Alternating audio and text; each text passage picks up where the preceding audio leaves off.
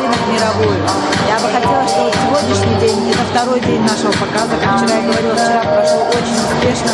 Дизайнеры все привозили свои коллекции, самые лучшие коллекции, которые были в этом году на весна-лето. Вы это увидите в моем будущем Таджикистане.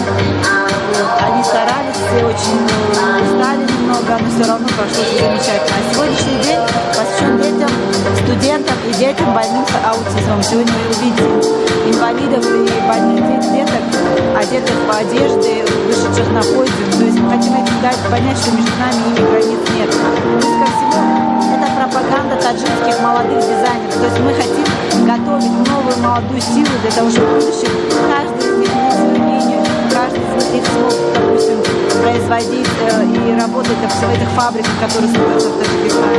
Чтобы у нас были свои специалисты. И я думаю, что сейчас, как мы видим, самые интересные идеи у этих молодых детей. Просто нужно им дать силу, надо дать средства, надо дать толчок, помочь этим людям, чтобы они стали на ноги. Это имидж нашего государства, это лицо нашего государства.